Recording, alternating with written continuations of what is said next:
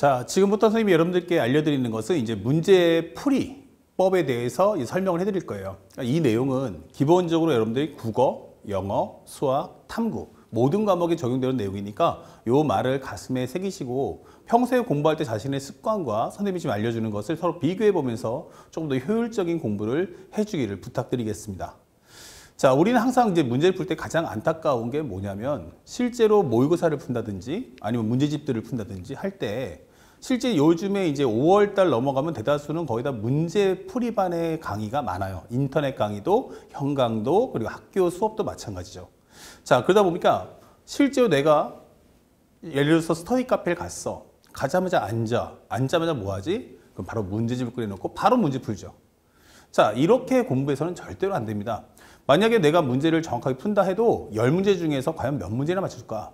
그러면 맞춘 것보다는 실제로 만약에 10문제를 풀었다 치면 거의 모든 문제에서는 9개나 10개를 맞춰야 정상인데 대다수는 그렇지 않죠. 그러면서도 자기가 뭘 잘못했는지 모르는 거예요.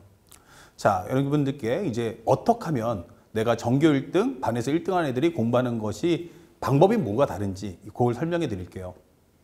실제 우리가 전교 1등이나 반에서 1등한 애들 보면은 대다수에는 문제를 풀 때 거의 다 맞추죠.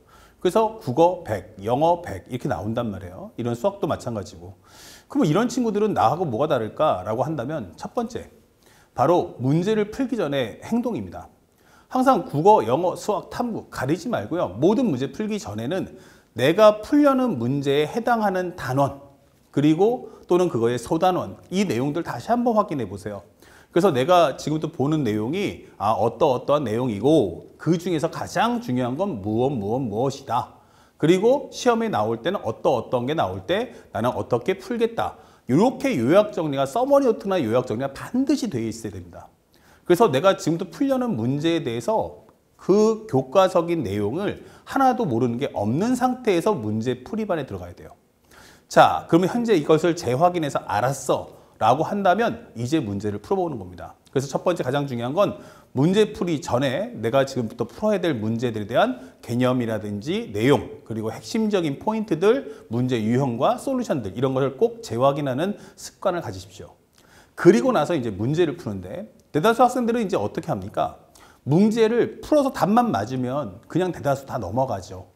또 문제를 다 풀고 난 다음에 어떻죠? 자기가 맞았던 문제는 별로 신경 안 쓰죠. 틀렸던 문제만 해설지로 확인합니다.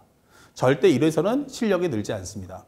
지금부터 여러분들이 공부할 때 가장 중요한 것은 정답 맞추기에 목표를 두지 마세요. 내가 몇 문제 맞췄지? 그거는 아무런 의미가 없어요. 왜냐하면 여러분들이 풀었던 문제는 다음 시험에 안 나옵니다. 그 문제는 반드시 변형돼서 나올 테니까. 그럼 그 변형된 문제까지 다 맞출 수 있는 실력을 갖추는 게 중요하다. 그렇다면 어떻게 할 것이냐? 정답 맞추기에 목표를 두지 말고 내가 선생님들처럼 해설 강의를 할 수 있는지를 확인해 주시기 바랍니다. 즉, 문제를 맞췄다면 내가 왜 어떤 이유로 이 문제를 맞췄을까? 수학 같은 경우도 각각의 문제마다의 주제가 있단 말이에요. 그러면 그 주제가 뭐지? 목적은 뭐지? 그걸 인식한 상태에서 문제를 풀어줄 수 있어야 됩니다.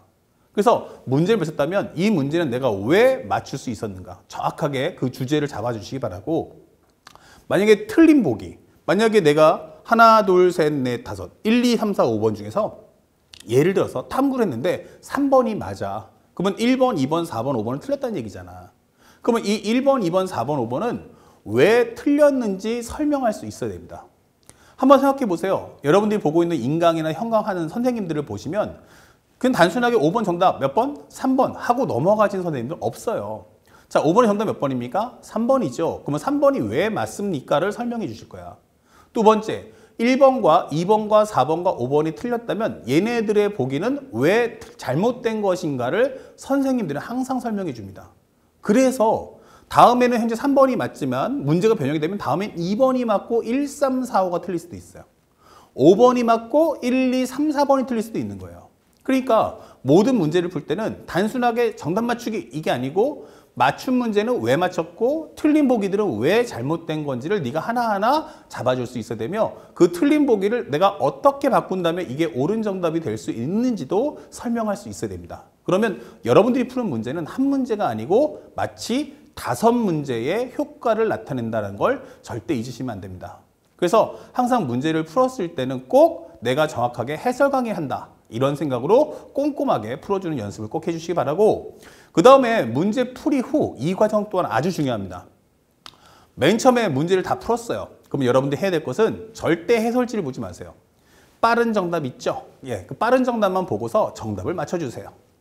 자, 정답이 다 끝났습니까? 아, 틀렸어. 내가 5번 문제 틀렸어. 그러면 어떻게 해야 될까? 해설지 보지 마시고요. 자기가 직접 고치세요. 내가 정말 이 문제를 5번을 실수에 틀렸는지 아니면 내가 몰라 틀렸는지를 먼저 구분해야 됩니다. 만약 내가 틀린 문제를 내 스스로가 수정할 수 있다면 그것은 여러분들의 실력이 될 겁니다. 그래서 이와 같은 문제는 다음에선 절대로 틀리지 않습니다. 그러니까 이렇게 하면서 여러분들의 실력을 빠르게 상승시켜 주세요. 자, 근데 두 번째 했음에도 불구하고 도저히 이건 틀렸어. 또 틀렸어. 2번 이상 틀린 문제는 더 이상은 고민하거나 다시 풀어보려고 하지 마세요. 국어, 영어, 수학, 탐구 모든 문제는 다 똑같이 딱 2번씩만 푸는 겁니다. 아시겠죠? 특히나 수학 같은 경우는 킬러 문제 풀 때거나 모의고사 문제 풀 때도 이 문제풀이 이후의 학습법을 꼭 가슴에 새기시고 공부해 주면 좋겠어요. 자, 그럼 두 번째까지 다 했는데도 안 돼. 그러면 그때는 해설지 펴보세요. 자, 이때 해설지를 이제 볼 때 여러분들이 주의할 점이 있어요.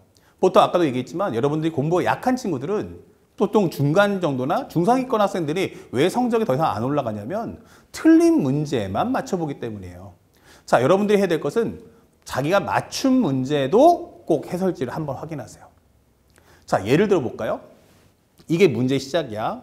이게 문제의 끝이라고. 그럼 여기서 여기까지 가면 답이 나오겠지. 그쵸? 그럼 이렇게 푸는 게 최단거리예요. 그럼 이렇게 풀으면 풀이 과정도 짧고 답도 간결하게 나올 텐데 여러분들의 풀이가 이럴 수도 있지만 이렇게 되는 경우가 많아요. 그렇죠? 그러면 짧게 가야 되는데 이렇게 돌아간단 말이야. 하지만 학생들은 자기가 정답이 맞으면 이게 직접 간 건지 돌아서 갔는지 자기가 구분할 수가 없어요. 그래서 여러분들이 모의고사 볼 때 시간이 부족해지는 거예요. 그러니까 출제자는 이렇게 돌아가도록 여러분들 장치해 놓은 겁니다. 그러면 우리는 알아. 어떻게 해야 돼? 바로 이렇게 가야겠죠. 그래서 해설지 맞춰봐야 돼요. 그래서 풀이 과정을 딱 봤을 때 문제가 끝나고 나면 내가 푼 풀이하고 내가 맞잖아. 그럼 내가 확실히 안다는 얘기니까 내가 푼 풀이하고 해설지에 있는 풀이하고 맞춰보세요. 그래서 내 풀이가 더 좋다. 그럼 여러분들 풀이로 푸시면 되는 거고 내 풀이와 해설지 풀이 다르네. 그러면 해설지 풀이를 한 번 더 확인해 보세요. 근데 해설지 풀이가 더 나은 것 같아. 그러면 여러분들의 그 풀이법을 버리고 해설지의 풀이법을 내 것으로 만들 필요가 있다는 거예요. 그래야만 정답도 맞추고 시간도 단축할 수 있는 거예요. 그래서 최상위권 학생들은 틀린 문제만 보지 않고 맞춘 문제 또한 한 번은 해설 강의를 또는 해설지를 꼭 확인한다. 이 점을 꼭 강조해 드리고 싶어요. 여기서 이제 최상위권이 갈라지는 거니까. 아셨죠? 맞춤 문제도 최소한 한 번은 보면서 나의 풀이 과정과 해설지 풀이 과정을 반드시 비교해봐라.